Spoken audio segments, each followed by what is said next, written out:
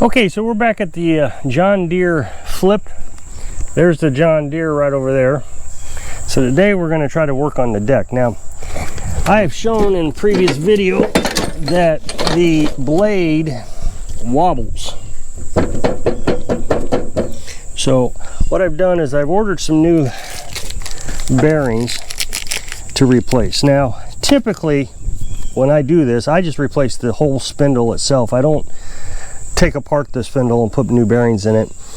It's just, in my opinion, safer just to buy the spindle. But it's kind of interesting how this one works. It doesn't have a spindle assembly. It has a spindle, a bar that has a flange at the bottom that you put the blade on that goes into the bearings. Well, that thing's $100 and some odd. It's pretty expensive. This is a rebuild no matter what. I have a lot of concerns about this. Since the parts are so expensive or non-existent, I really want to be careful. I don't think I can actually find the housing that holds the bearings. I'm going to use my low powered impact wrench so I don't break these.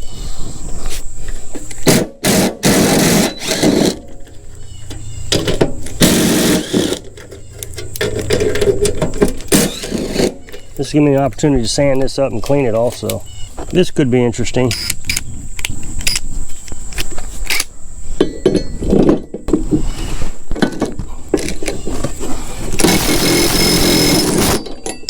Look at that.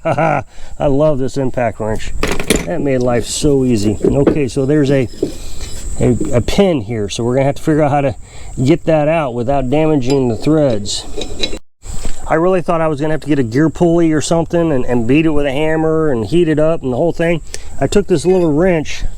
I wish I'd have caught it on camera. It was so easy. I just popped it up. Nothing ever works that easy. That is incredible. Look at that. 1989.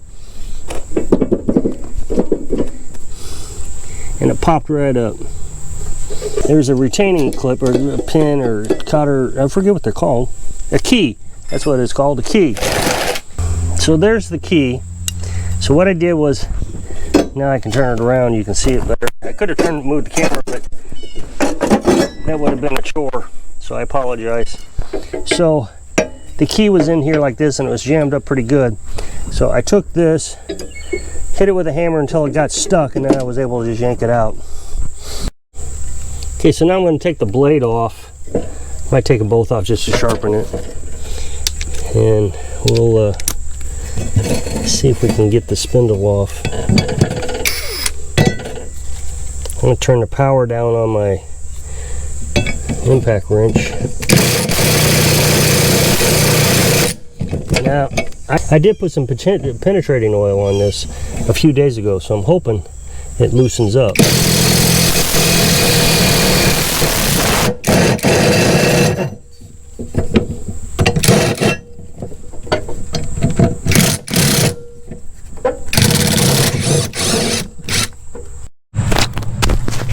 Okay, I'm going to roll this thing on its backside. I'm going to put some penetrating oil on it, and I'm going to wait a while. I have to go from this side, and I've already got it to go down several, I don't know, a little bit.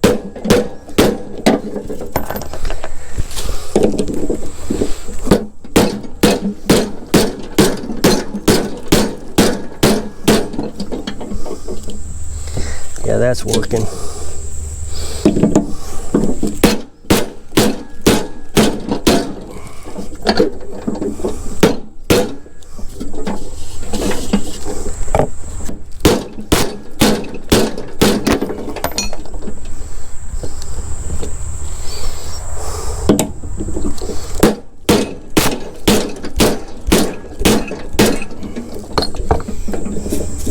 I usually am pretty humble, but I have a talent that I learned. Well, I didn't learn it, I just did it.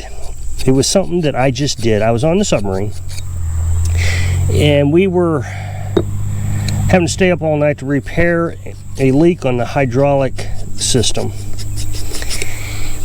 And we stripped out a thread on one of these big pipes. It was on the submarine they had hoses, big thick hoses that had threaded ends on them, and those threads were very, very, very fine.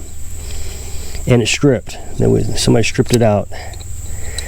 I wasn't even a machinist mate then. I was still a fireman, excuse me. I converted from seaman to fireman after I went to some training. Anyway, I had this file. It was a chainsaw. It might have been even thinner than a chainsaw file, but I found it in the toolbox one time. And I'd been cleaning up threads on the submarine for a while with it, but I never told anybody. And so I went and got that file, came back and cleaned up the threads. Now, it wasn't perfect, and when we got into port, we replaced the hose or tapped the threads, I don't remember, but it got us through. Now I could go buy a tap. What I did was I fouled up the threads just a little bit on this, not serious, and I got my chainsaw file out, and all you do is you take the little corner right here and you just sit it in between the grooves. And now you are going to weaken the threads doing this, but you do that with a tap also, and you just kind of clean them up. This one thread has bent over, and so you just put it in between the threads is all you do, and sand it down until that bolt or nut will go back onto it. Now I've already gotten the nut back onto it, but it felt a little rough, so I'm just kind of cleaning it up. Okay, so I got the top bearing out. It's in pretty rough shape, and I got part of the bottom bearing out. I still got to get the outer ring, so basically I got to get that out. So what I did was this bottom bearing was in very bad shape. It was actually missing some balls out of it. These are so what I went ahead and did was took the casing out, this right here. I took it out, popped it out, and I was able to get the bearings out of it, which made this centerpiece fall right out. And then I could take a socket and run it down to the top one, and I pounded it out.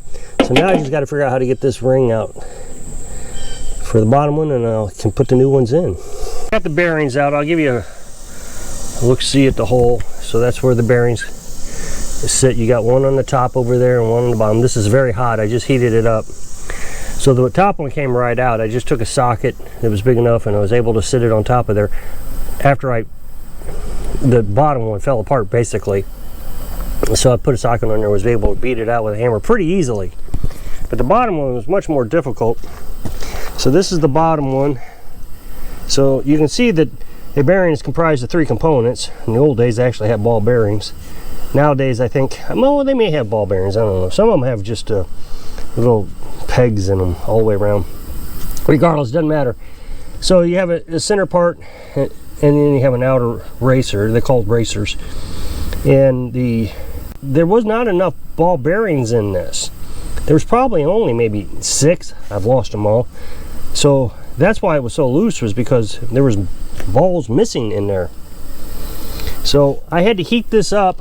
What I did was I heated the outside of this. I started on this side, I heated this side, and I pounded it down. And then I saw I was making progress. So then I heated this side, and then I just kept working it, patience, taking a break, come back, hit it some more. Now, the challenging part is there's locking rings that go in here. There's one that goes all the way in the center. You might see that, I don't want to touch it, but there's a lip there. And then there's another one right here. So, okay, so I got the one retaining ring in okay. And it really wasn't that hard. I just kind of poked one in and just kind of tapped it around with a screwdriver, and it slid down in there. So now I'm going to try to get the bearing in there. Put a little grease around there, I think.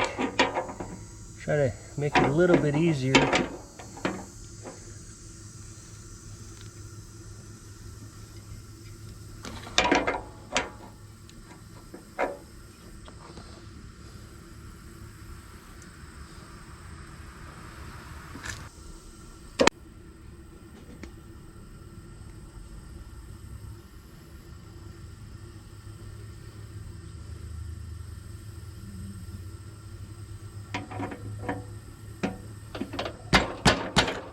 I'm going to take the old racer and see if I can get something to pound that down with.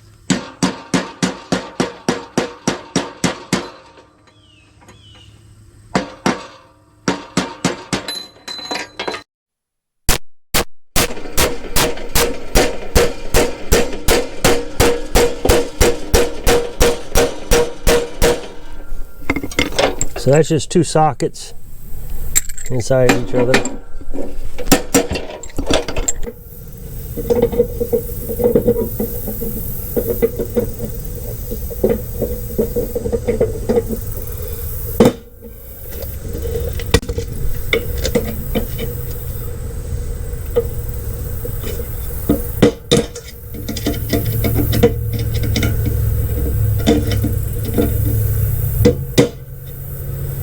So both retaining rings are now in their grooves. Now I just got to get the top bearing in.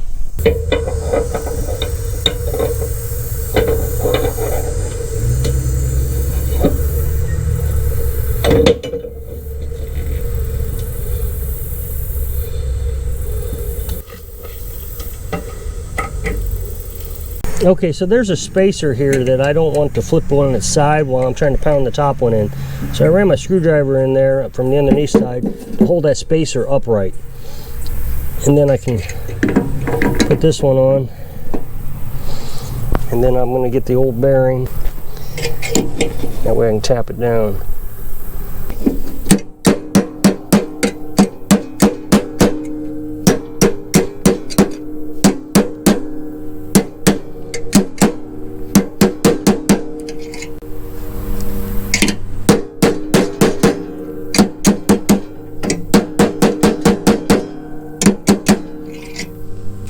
So here's the spindle or the shaft or whatever you want to call it. We're going to put some grease on it.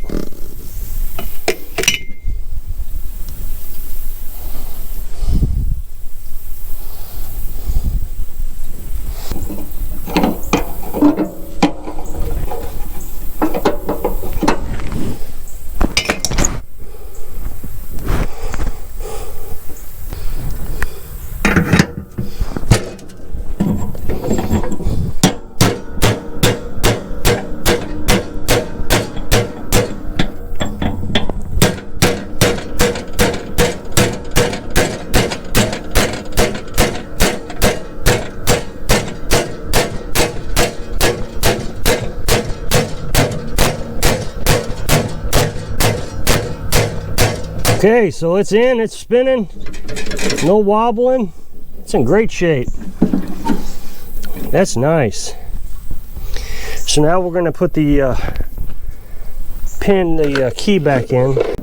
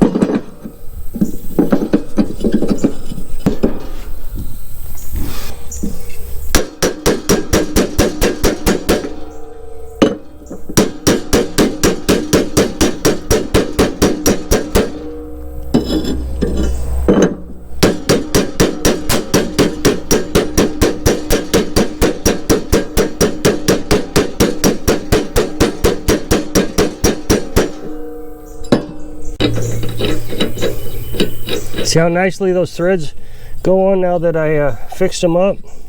I know you didn't see how bad it was before, but it was completely stripped. Now I can put it on by hand. See if we can.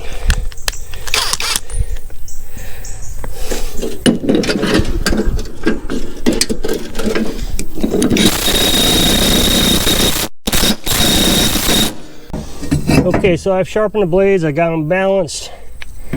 So now we'll put the blades back on, and then I think we're finished.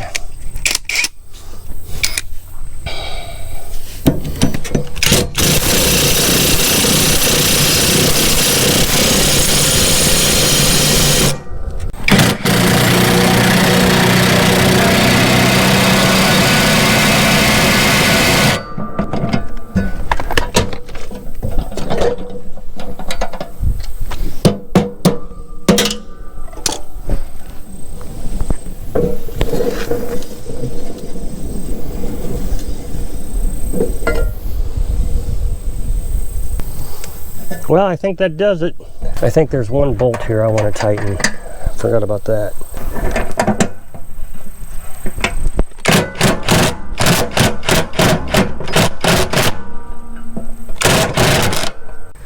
So, with enough patience and persistence, you can accomplish anything I found out today. So hope I can inspire you to accomplish anything when you're living your dreams. Thanks for watching.